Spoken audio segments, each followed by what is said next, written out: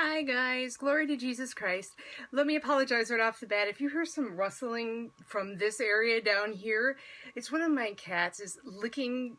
She loves to lick plastic for some reason, and she's found a piece of plastic and, anyway, I'm going to try to keep going even with that, so I hope it doesn't bug you too much. Anyway, I wanted to do a short video tonight about something that happened to me and my family over the weekend, and the lesson that I think we were supposed to learn from it.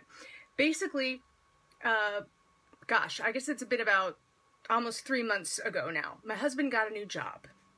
And as a result of that job, we need to buy a new house because right now he's actually living with his parents so he can commute to work while I'm up here in this house during the week. And we basically see each other on the weekend. So we're trying to buy a new house, and we thought we had this perfect house lined up. It was gorgeous. It was a renovated schoolhouse that was originally, the original part of the structure was about 150 years old, but it was on the small side, which is what we wanted, and it had a lot of land, and it had outbuildings on it. It had like 3 or 4 different outbuildings. I was going, oh my gosh, I could have a chapel, like a real chapel. We were both so excited about it, and we were ready to sign all of the papers contingent on the inspection, right? So we had like a gentleman's agreement with the seller, and the seller was selling it himself. There was no agent. You know, we had a lawyer, but he did not have a real estate agent. And we found out, it was about 5 days ago, well, actually, I guess it was more like 2 weeks ago, we found out that the septic tank system or the cesspool system had to be replaced. And so our purchasing this house was contingent upon that necessary repair costing less than $30,000, which we thought was pretty lucky, right? Because this was a motivated seller. He really wanted to move this property. So we were a little bit nervous about it, but we felt pretty optimistic. Well, on Friday I learned he sold the house out from under us. I said, what the heck? What happened, right? We had this thing we were going to close. It was going to be like 2 weeks, and we lost the house? What? How did this happen, right? I was pretty upset. Well, it turns out I had a feeling. I thought, you know, there's got to be more to this story. And today I found out that not only was there the issue with the cesspool,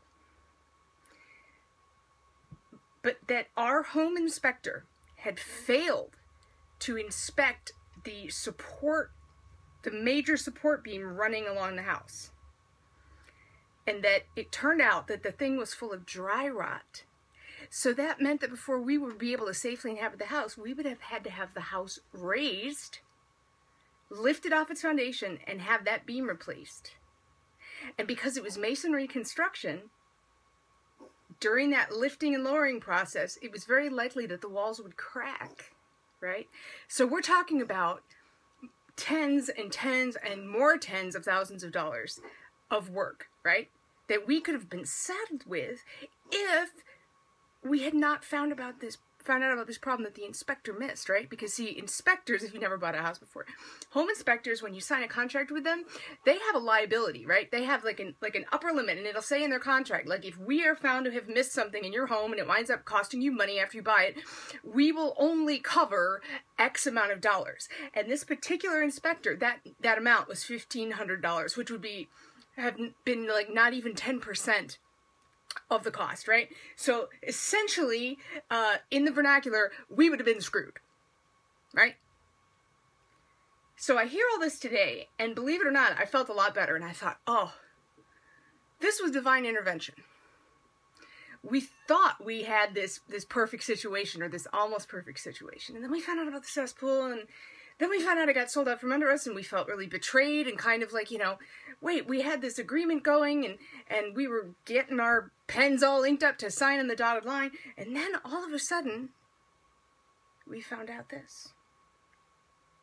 So that's God's providence. Now, I was trying to help my husband understand this because he was even more bummed about it than I was. It was one of those situations where neither one of us realized how much we really wanted the house until all of a sudden we'd lost it, and we kind of went, oh man, we're really feeling kind of bummed about this.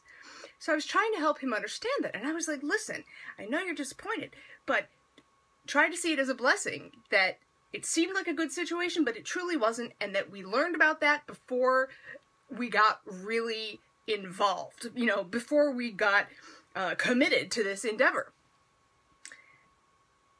So I was trying to help him, and he was like, I think I said, yeah, well, that was God's grace. And he goes, well, yeah, you know, you think the best way that God could have shown his grace would be to not even dangle the house in front of our faces.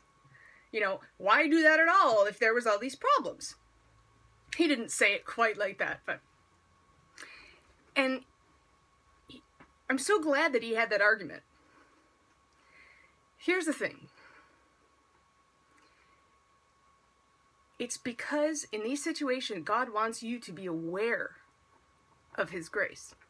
If we had never gone through this experience, if we had never found this house, if we had never gone through and, you know, loved it and you know, gotten our lawyer and our home inspector and everybody together, if we hadn't, you know, gotten ourselves in gear to buy this house and then lost it, we never would have understood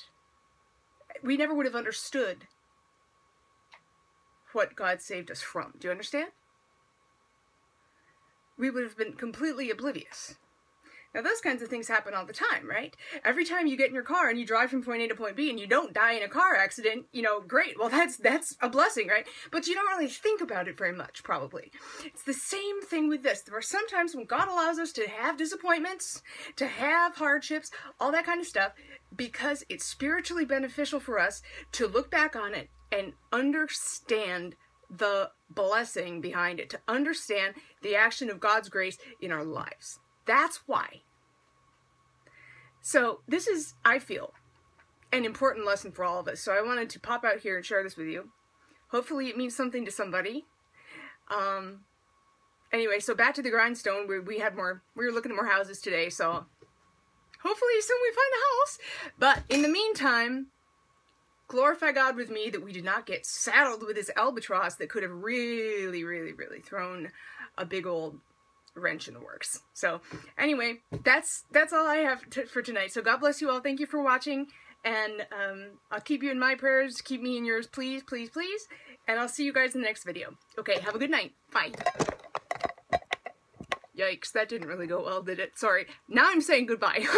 Good night.